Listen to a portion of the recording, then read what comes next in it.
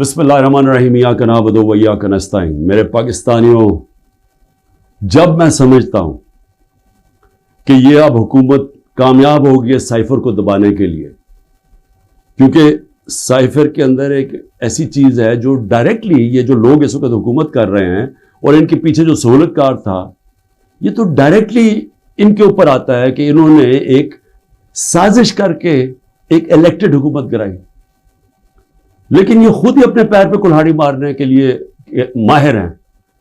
اتنا ان کو خوف ہے کہ عمران خان کسی طرح الیکشن سے باہر کیا جائے، کیونکہ وہ ڈر لگا ہوا ہے کہ الیکشن میں آ گیا تو ہار جائیں گے، تو ان کی پوری کوشش ہوتی ہے کہ کوئی موقع نہ جائے کہ کسی طرح اس کو ڈسکوالیفائی کرے یا جیل میں ڈالے۔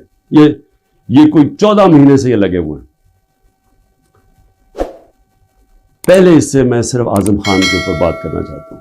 جس اعظم خان کو میں جانتا ہوں وہ ایماندار آدمی ہے، قابل آدمی ہے، اور جس طرح کی باتیں میں نے پڑھی ہیں سائفر میں وہ کہہ نہیں سکتا۔ جب تک میں اعظم خان کے منہ سے نہیں سنوں گا میں مانوں گا نہیں، کیونکہ اس میں یہ کئی باتیں حقیقت کے ساتھ نہیں ہیں، یا تو زبردستی سے اسے کروایا گیا ہے، کیونکہ زبردستی تو اس وقت ساری 2 پارٹیز بنا دی ہیں زبردستی میں، لوگوں کے اوپر بندوق رکھ کے کہ جی آپ اس پارٹی پہ جائیں اور بندوق کر کے دوسری پارٹی میں جائیں، ان کے ہی بیچاروں کا بیڑا غرق کر کے رکھ دیا اس میں۔ اور پھر جو ہمارے لوگوں کو جو زور ڈالا ہوا ہے پارٹی چھوڑو، بیچارے جیلوں میں ہمارے لوگ پڑے ہیں، عورتیں پڑی ہوئی ہیں، ان کو بس صرف کہیں کہ جی آپ عمران خان کے خلاف وعدہ معاف کو گواہ بن جائیں، یہ وہ بنتے تو آپ چھوٹ جائیں گے، اور یا پھر کہ جناب آپ کھڑے ہو کے جا کے وہ ٹی وی پہ کہیں میں پارٹی چھوڑ رہا ہوں۔ یہ اس طرح کی اس وقت جو ہم تماشا دیکھ رہے ہیں وہ اس طرح کا چل رہا ہے، تو میں نہیں مانتا کہ اعظم خان نے کئی باتیں اس میں سے کہی ہیں اور کئی سچ بھی ہیں، لیکن سائفر تھا کیا؟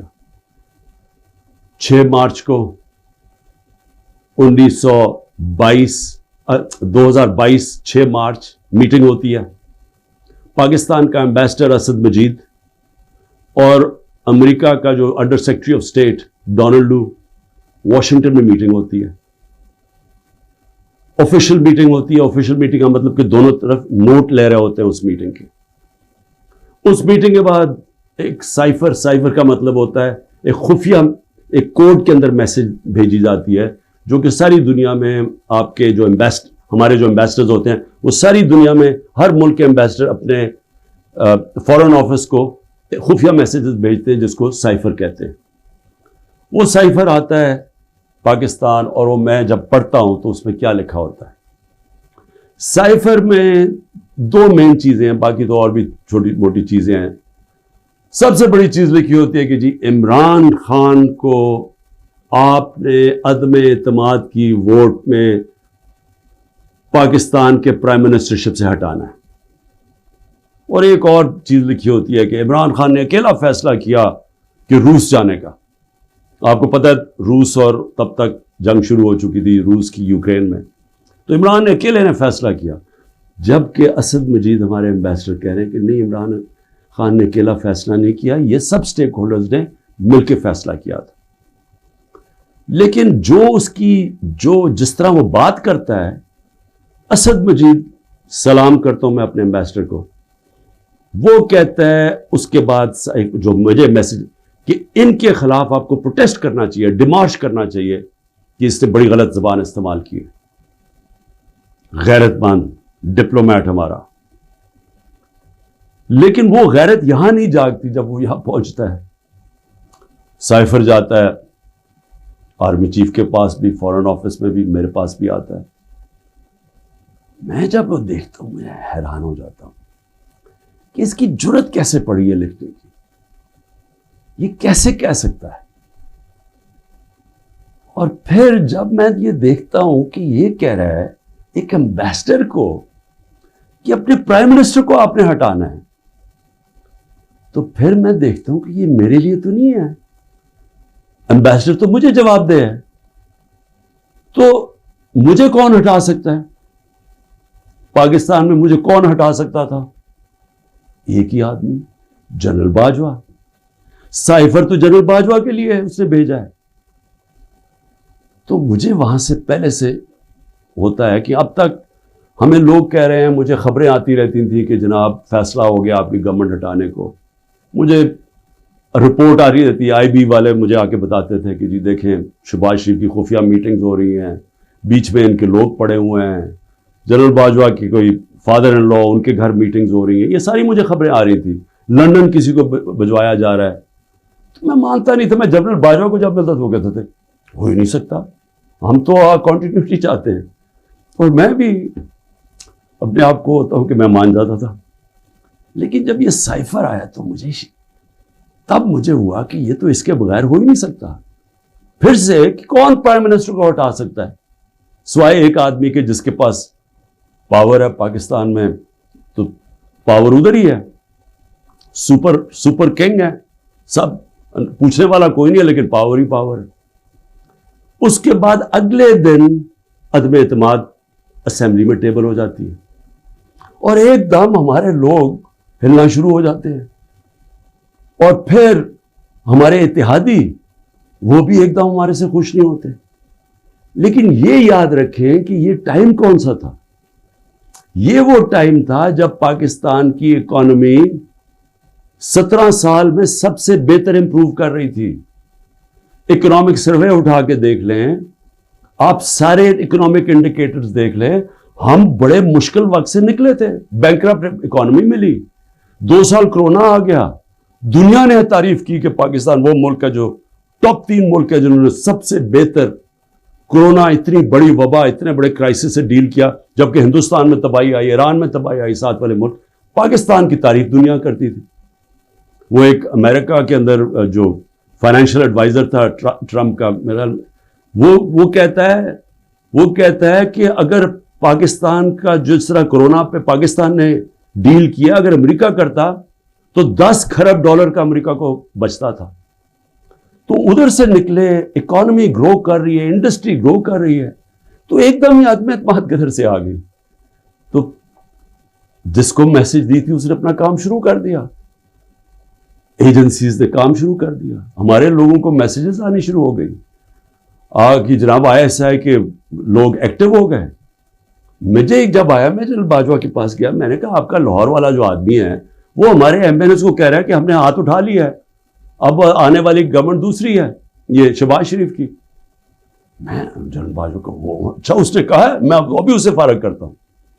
تو یہ ڈرامے ہمارے سے ہوتے رہے. پیچھے سے پورا پلان بنا ہوا تھا. اچھا میں نے پہلے تو میں یہ کہوں کہ مجھے اتنا شرم آئی, مجھے پاکستانی ہوتے ہوئے میں آپ کو سچ بتانا چاہتا ہوں, مجھے شرم آئی کہ اس کی جرت کیسے ہوئی کسی چھوٹے ایک آفیشل کی کہ جو ہمیں اتنی بڑی دھمکی دے دے اور ایمبیسڈر کے ذریعے میسج بھجوائے کہ پرائم منسٹر کو ہٹا دو. لیکن اس کی غلطی نہیں تھی. شرم یہاں نہیں آ رہی تھی. جن لوگوں کی ذمہ داری تھی کہ قوم کی حفاظت کرنا, جس آدمی کی کہ قومی وقار کو بچانا, قومی غیرت, وہ ساتھ ملا ہوا تھا. اس نے ان کے, یعنی یہ سارا پلان ادھر سے شروع ہوا تھا.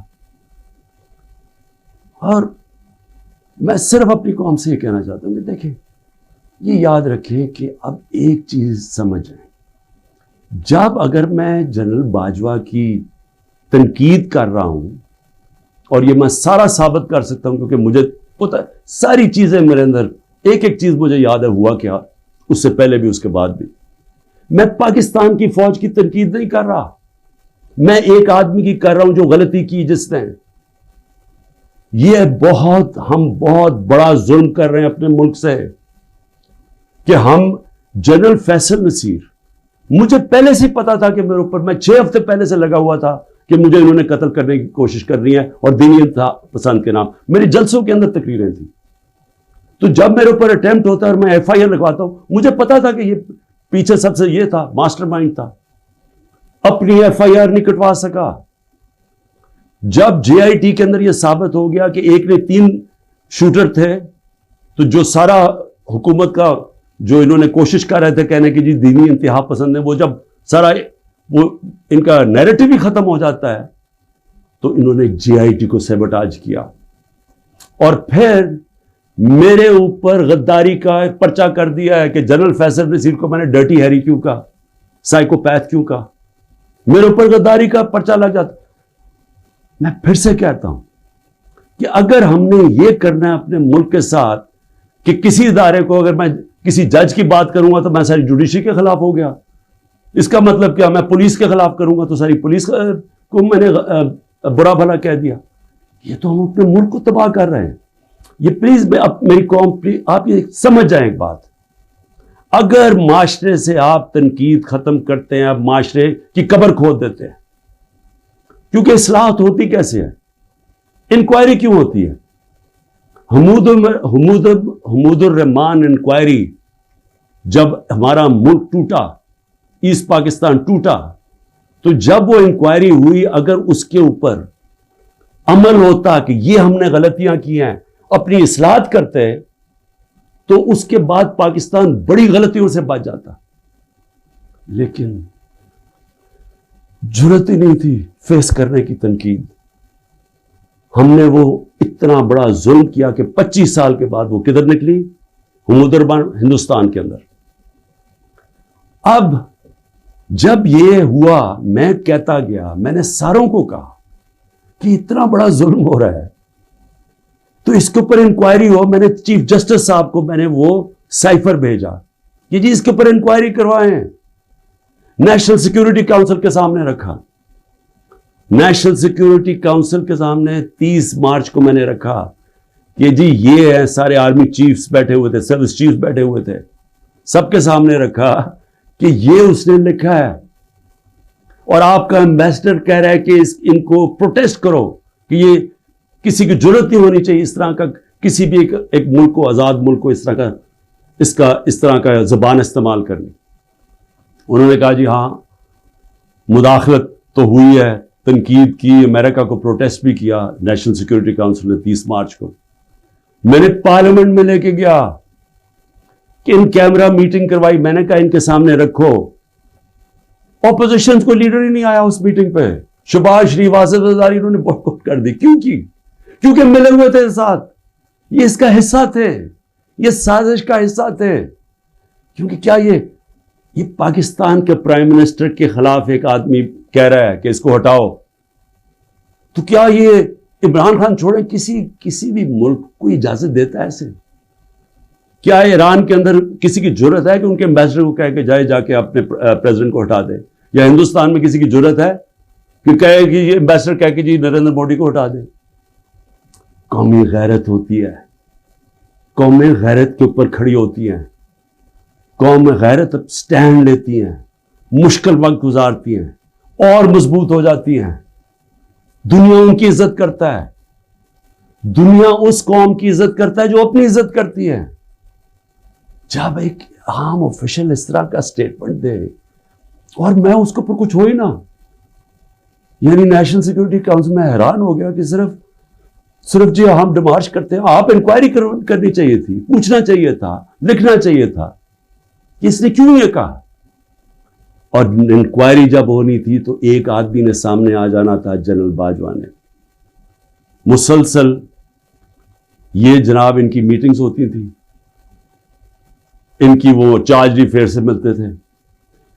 کیا ISI کو نہیں پتا تھا کہ پچھلے 3 مہینے کے اندر ہمارے پارلیمنٹیرینز، ہمارے PTI کے بیک بینچرز اور یہ اپوزیشن لیڈر سے بار بار امریکن ایمبیسی میں جا رہے تھے. ارشد شریف نے پورا پروگرام کیا، بتایا کہ کون سے دن کون سے لوگ گئے. راجہ ریاض کا بتایا گیا. کیا راجہ ریاض وہ فورن پالیسی ڈسکس کرنے گیا تھا؟ جو سب سے پہلے بھاگے وہ امریکن ایمبیسی جا رہے تھے. کیا ان کو نہیں پتا تھا؟ اس کے حصہ تھے. سازش ہو رہی تھی کسی طرح عمران خان کو راستے سے ہٹایا جائے، تب پلان بنا. اور مجھے اتنے افسوس سے کہنا پڑتا ہے کہ کسی کو جو بھی لوگ یہ دیکھ رہے تھے کہ یہاں، میں سوچا کہ کیا ان کو کوئی ان کو نہیں ہے کہ پاکستان ایک بڑی خواب کا نام تھا. پاکستان کا مطلب کیا؟ لا الہ الا اللہ. میرے اپنے کوئی لوگ کہہ رہے ہیں عمران صاحب یہ آپ سائفر نہ اٹھائیں پبلک میں، امریکی ناراض ہو جائیں گے. میں پبلک میں جا کے میں کیوں پبلک کو بتایا؟ میں اپنی قوم کو بتانا چاہتا تھا، کیونکہ قوم غیرت ماندہ ہے، قوم کھڑی ہو گئی ساتھ. یہ سیاسی طور پہ نہیں میں کر رہا، میں ایک وہ پاکستانی ہوں جو اس ملک کے جو خواب تھا میں اس میں بلیو کرتا ہوں کہ لا الہ الا اللہ، کوئی نہیں ہے خدا سوائے اللہ کے، میں کوئی کسی کی غلامی نہیں کرنے کے لیے تیار۔ اور میں آپ کو یہ امریکہ کا بھی بتا دوں، دیکھیں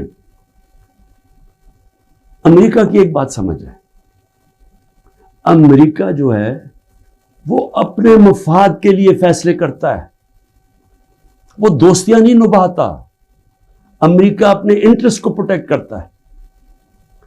ہمارا کام ہے ہم اپنے انٹرسٹ پروٹیکٹ کریں۔ جب وار آن ٹیرر میں نے مخالفت کی کہ ہمیں امریکہ کی جنگ میں نہیں شامل ہونا چاہیے، اٹھا لے میری سٹیٹمنٹس، میں ہر بار کہتا رہا کہ یہ ہماری جنگ نہیں ہے۔ میں کیوں کہہ رہا تھا؟ میں اپنے لوگوں کے لیے کہہ رہا تھا۔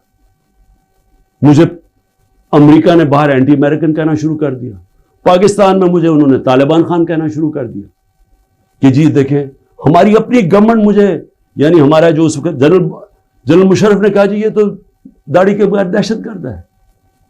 میرا کیا مقصد تھا کہ آپ نے 80 کی دہائی میں لوگوں کو کہا کہ جب بھی فورن آکوپیشن ہو، یعنی کہ کوئی دوسرا افغانستان کے اوپر باہر سے روس نے قبضہ کیا ہوا ہے تو وہ جہاد ہے، اور جب امریکہ قبضہ کرتا ہے آپ کہتے ہیں اب دہشت گردی ہے۔ میں ان کو سمجھا رہا تھا کہ اس کا فال آؤٹ آئے گا پاکستان کے اوپر، 80,000 پاکستانی مار گئے،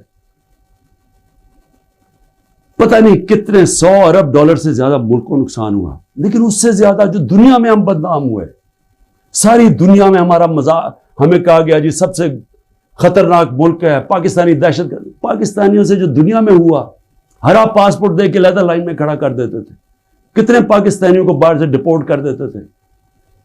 پوچھیں بیرون ملک پاکستانیوں سے ان کے اوپر کیا گزری ہے۔ اور مجھے جی عمران خان طالبان خان ہے جی، یہ جی دہشت گردی کے ساتھ ہے۔ اور یہ بھی میں اب آپ کو بتاؤں کہ یہ جو تھا یہ کیوں میرے خلاف کیس بلڈ اپ ہوا، جنرل باجوہ نے کیوں کہا کہ جی یہ ہم جب روس سے واپس آئے، اچھا روس کیا ہے ذرا سننے والے، اس میں سائفر پہ کیا لکھا کہ عمران خان خود روس کیا ہے۔ کہ میں عمران خان نے خود روس کیوں جانا تھا؟ فورن آفس نے مجھے کہا، بیٹھ کے مشاورت ہوئی، ہم نے سارے پاکستان کے ایکس فورن سیکرٹریز کو بلایا، سب نے کہا کہ آپ کا رشیا جانا بہت ضروری ہے، ہمیں اپنے تعلقات ٹھیک کرنے چاہیے۔ پھر ہمیں 20 لاکھ ٹن گندم چاہیے تھی ان سے، وہ ہم بات کرنا چاہتے تھے، کنسیشن میں تھے۔ اس کے بعد جب ٹینشن ہوئی یوکرین سے تو تیل کی قیمتیں آسمانوں پہ چلی گئی، کموڈیٹی سپر سائیکل آ گیا۔ انہوں نے کہا کہ آپ وہاں جا کے تو ان سے نیگوشیٹ کریں سستا تیل۔ تو سارا سٹیک ہولڈرز کے ساتھ کہ جتنے بھی تھے انہوں نے پورا پلان کیا، ہم ٹرپ پہ جانے لگے، شام کو ٹینشن بڑھ گئی روس کی اور یوکرین کی۔ میں نے جانے سے پہلے جنرل باجوہ سے پوچھا کہ کیا مجھے جانا چاہیے یا نہیں، انہوں نے کہا ہم سب بیٹھے ہوئے ہیں، ہمارے خیال میں آپ کو جانا چاہیے۔ تو سب سے پوچھ کے میں روس گیا، میں اپنی ذات کے لیے تو نہیں گیا۔ تو واپس آیا تو جناب جنرل باجوہ نے اس کے 2 دن بعد کہ جی مذمت کرو کہ جو روس چلا گیا وہاں۔ فورن آفس ہی بیٹھا، ہمارے مین لیڈرز بیٹھے ہیں، ہم نے کہا کہ ہندوستان تو مذمت نہیں کر رہا، وہ تو ان کا اسٹریٹجک ایلائی ہے، وہ تو نہیں کر رہا، ہم کیوں کریں؟ اور ہم ان سے ڈیل کر کے آ گئے تھے سستا تیل پہ اور سستی گندم پہ۔ اس کے بعد جا کے ایک نیشنل سیکیورٹی کا سیمینار ہو رہا ہے، جنرل باجوہ بیٹھ کے کہتا ہے جی عمران خان ہم روس کی سخت مذمت کرتے ہیں، گورنمنٹ کی پالیسی کے خلاف جا کے سٹیٹمنٹ دے دیتا ہے۔ اس کے بعد حسین حقانی کی ٹویٹ آتی ہے، وہ کہتا ہے جنرل باجوہ پرو امریکہ ہے اور عمران خان اینٹی امریکہ ہے۔ بعد میں ہمیں پتہ چلتا ہے کہ ہم نے $30,000 دے کے حسین حقانی کو جنرل باجوہ نے ہائر کیا ہوا تھا ہماری گورنمنٹ کے دوران۔ وہ بعد میں جب ان کا فیرا، ان کا ایک ادارہ ہوتا ہے جو آپ کو رجسٹر کرنا پڑتا ہے لابیز کو، اس میں پتہ چلتا ہے بعد میں ہمیں۔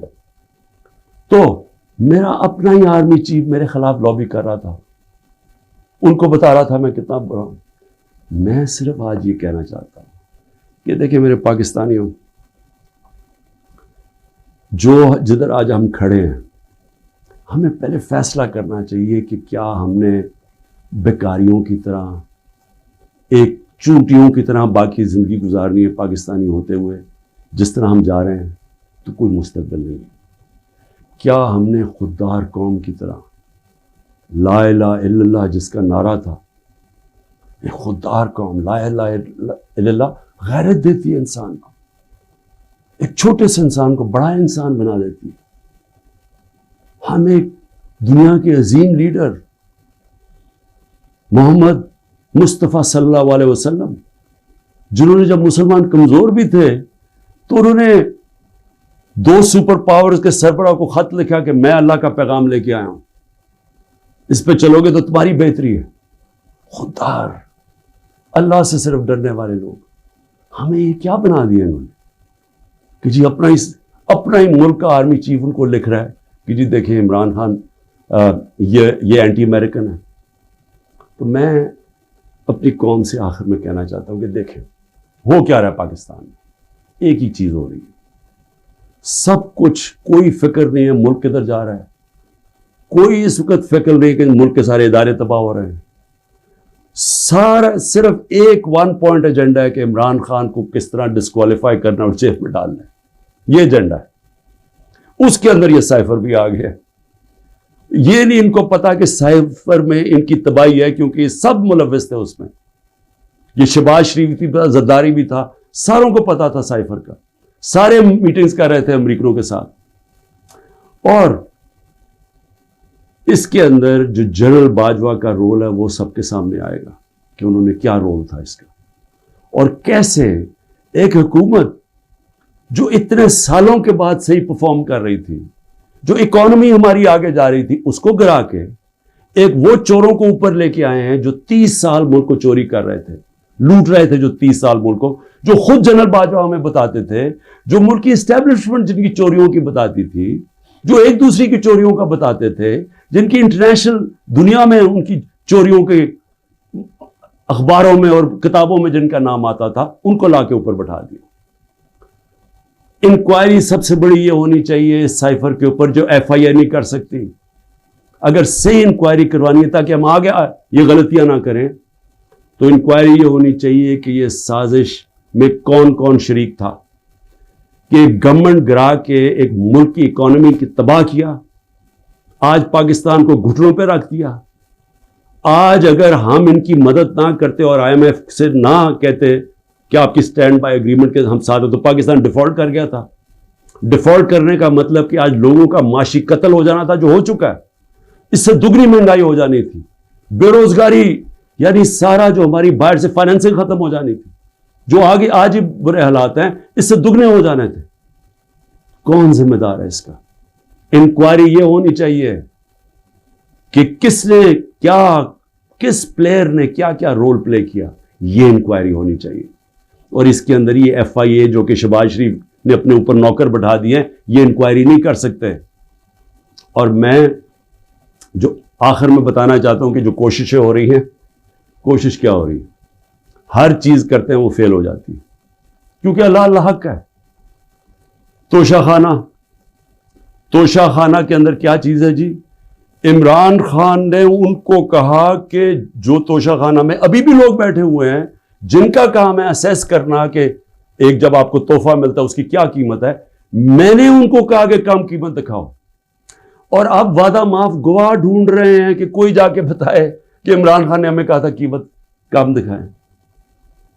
اور اس کے علاوہ القادر یونیورسٹی، یعنی یہ سوچیں کہ ایک یونیورسٹی بنتی ہے جو سیرت نبی پڑھانے کے لیے، تاکہ لوگوں کا کردار ہم ٹھیک کریں، کیریکٹر بلڈنگ کریں، بتائیں کہ ہمارے جو بڑے بڑے صوفی تھے یہاں، جن کی وجہ سے اسلام پھیلا، ان کی پیغام کیا تھا، نئے لیڈرشپ پروڈیوس کریں جو کہ سیرت نبی پہ ہوں، اور پھر مفت تعلیم ملے، ٹیکنالوجی بھی پڑھائی جائے لیکن مفت تعلیم۔ اس وقت سارے جو پڑھ رہے ہیں وہ ہیں جو کہ غریب گھرانوں کے اسٹوڈنٹس ہیں، مفت پڑھ رہے ہیں وہاں۔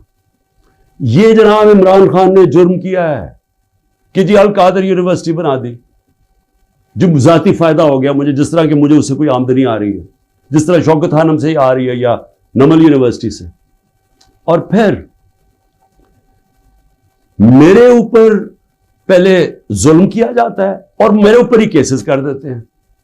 9 مئی کو سپریم کورٹ کہتا ہے کہ عمران خان کے اوپر غیر آئینی اور غیر قانونی واردات کی گئی, مجھے وہاں سے اغوا کیا گیا, جو کمانڈوز مجھے وہاں سے لے کے گئے. سپریم کورٹ کا ورڈکٹ ہے. اور جس طرح مجھے ذلیل کیا, لوگوں کو مارا, ڈنڈے مارے, وکیلوں کو مارا, اس کے بعد ساری دنیا میں خبر دیکھا کہ مجھے ایک مجرم کی طرح پکڑ کے لے کے جا رہے ہیں, تو میرے اوپر 30 کیس ہو جاتے ہیں. جب میں 4 دن بند ہوتا ہوں اندر, جب جیل کے اندر, تو 30 کیس میرے اوپر ہو جاتا ہے کہ جی میری وجہ سے وہ جو رد عمل آیا. اور رد عمل نہیں آنا تھا کہ جب آپ ناانصافی کرتے ہیں, جو سپریم کورٹ کہتا ہے ناانصافی ہے, وہ جو بچارے نکلتے ہیں پرامن مظاہرے کرنے کے لیے, جو 27 سال سے ہم نے کیے ہیں, ان کے اوپر گولیاں چلاتے ہیں. 25 لوگ ہیں جن کو انہوں نے شہید کیا ہے. 16 کے پاس ہمارے پاس ڈیٹس ہیں, 9 غائب ہیں ابھی. 3 لوگوں کی ٹانگیں کٹتی ہیں, ایک آدمی پیرالائزڈ ہے اس وقت, کمر پہ گولی لگتی ہے. اور یہ کیا کرتے ہیں, اوپر سے انہی کے اوپر کیس بنا دیتے ہیں.